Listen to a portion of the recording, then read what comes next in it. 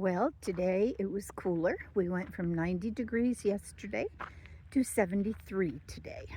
So I got out here early and I deadheaded all of the daisies that had gone brown in the 90-degree weather. So the daisies are deadheaded, at least the ones that needed to be.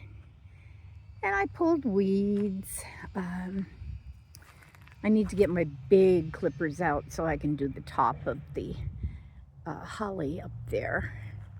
But I think I have to sharpen them first because they're kind of dull. But I do have clippers that'll reach up there so I can kind of prune that a little bit. Or not. Could just grow into a nice tree. I did notice today when I was doing all of my pruning stuff that I have a couple of mangrove trees that have started in here. I shall have to ask Shonder if he wants me to let them go or if I should transplant them down below. I forgot to do that tonight. I'll have to do it when I go in. But I've got my very pretty Japanese anemones that are blooming. And they bloom pink and they have a kind of a yellow and green center to them. Yellow ring with a green button center, actually. I'll have to see if I can get a closer picture if there are any blooming out back. I don't really want to climb in the circle right now. But that's basically what I did today out front. And then out back, I pruned up all of my roses, deadheaded all my roses, pruned them up, and did daisies out there. And and I also did all the daylilies out here and the daylilies out back. There's some still blooming on the end there, so I left the ones that are blooming. But other than that, all of the daylily stems have been taken care of as well. So it was a nice, productive day. And I watered out back first thing this morning. This holds the moisture a little bit better here because it's not as sandy. The soil in the back is very, very sandy, so I have to water that a little bit more frequently. But this should be good for another day or two. And then I'll just hit my window boxes and my little wheelbarrow. Get those all watered up. But I can do that with a watering can. I don't have to drag 150 feet. Because that's what it is. It's 150 feet out to the little circle there. So when I water out here, that's what I have to do. And I've got some lilies that are blooming up here. And I do have to cut back my ivy once again. This is what, third or fourth time this season. It's been so cool that it just loves it. And it is just super, super duper.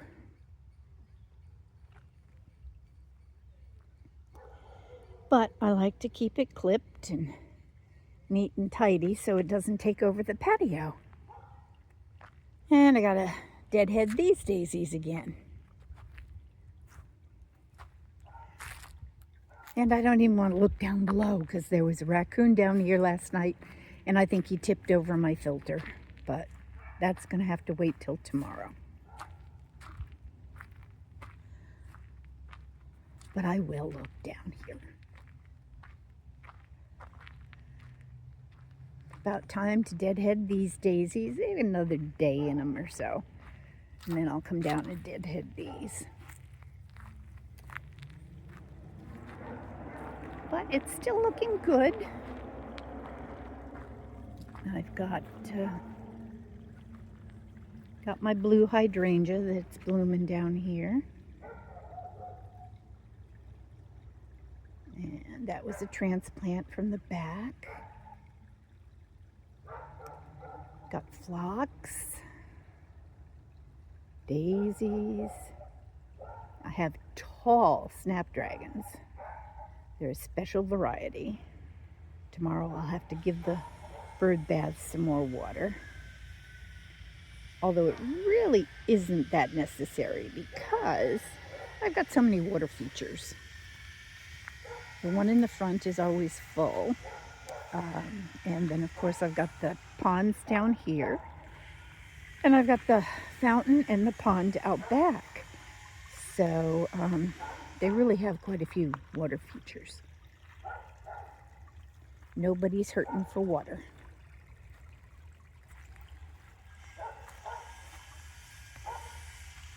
But yeah, the raccoon messed with the filter and it's over on its end. Maybe I should take care of that now. Although it doesn't, I don't know what he did to it. Maybe it's just clogged. But I should probably clean that out tomorrow.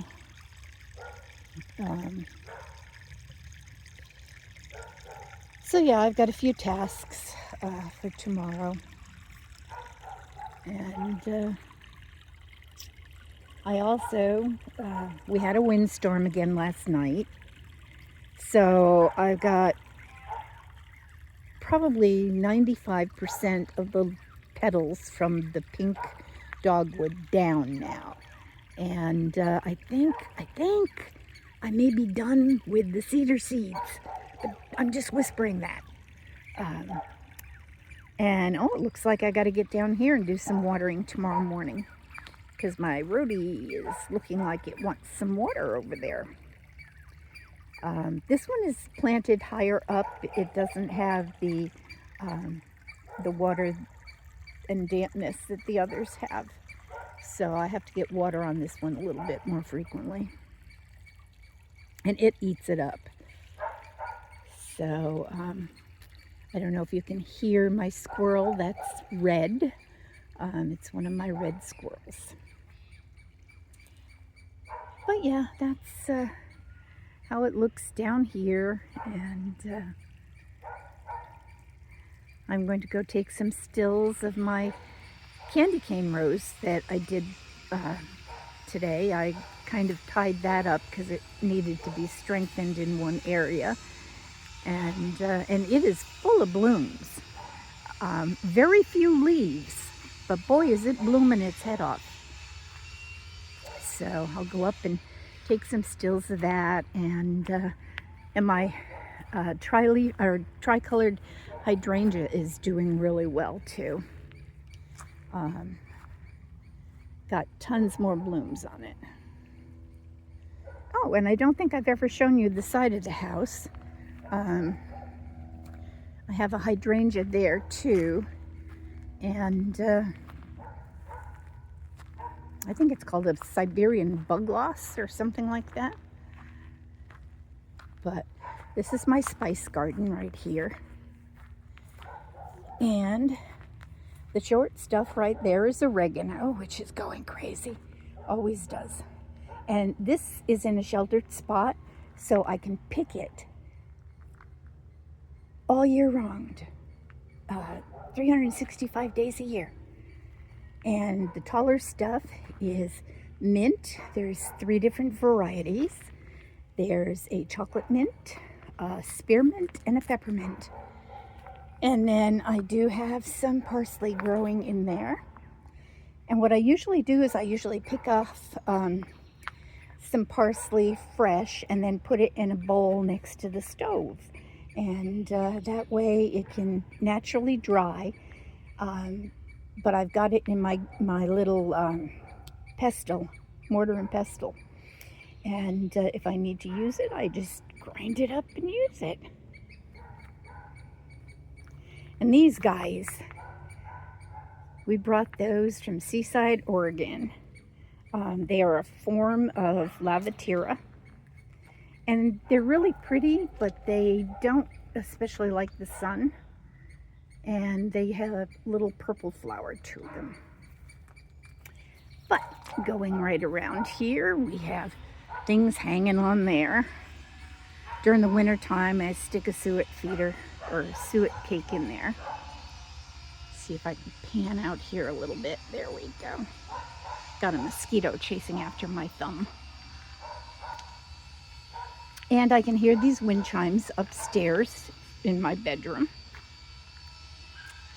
Got to get some water on these, but something trampled my hibiscus. And then I do have another tricolor hydrangea here. And this is a purple shamrock. And another hosta. And I don't really have any place to put all my buckets and things like that, and I use them so frequently I just stash them here. It's not pretty, but it does the job. And my big clippers, I was using those down below earlier. All right, so now you've had the walkabout, at least in the front, because I haven't done that in about a week or so. And you've seen my spice garden, and I will say good night. Well, maybe you want to see my geraniums or not. I don't know.